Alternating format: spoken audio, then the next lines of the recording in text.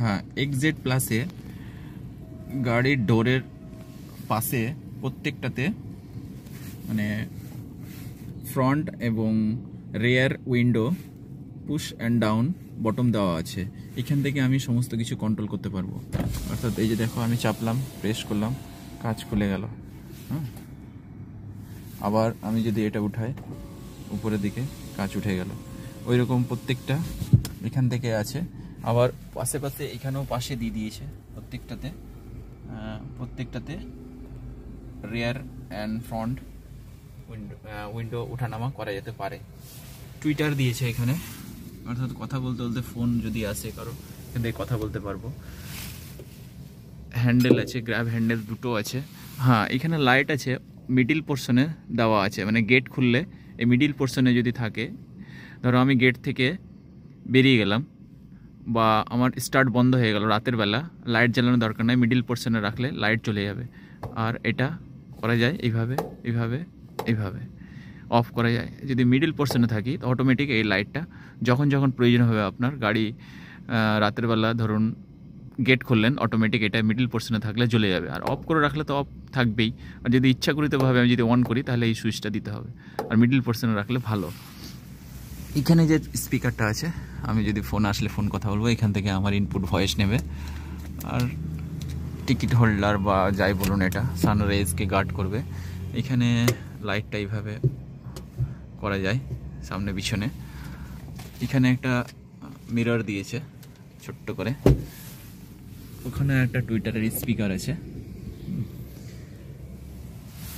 হ্যাঁ, এইদিকে আসি। এইদিকে দেখো, এইদিকে দুটো সকেট দিয়েছে।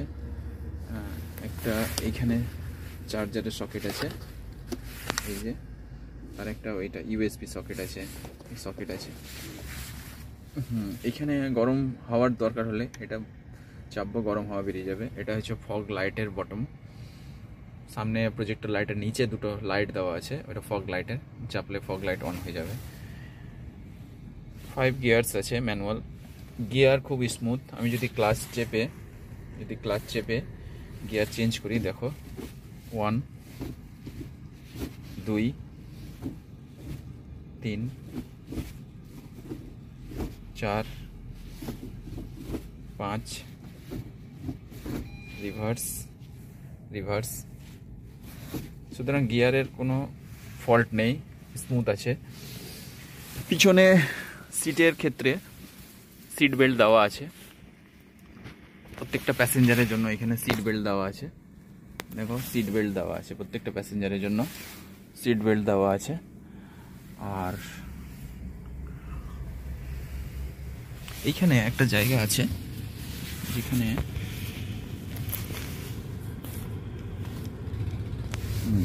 এখানে আমার যদি পিছনে ডিকি খুলতে চাই তাহলে ওটা উঠাতে হবে, তাহলে ডিকি খুলে যাবে।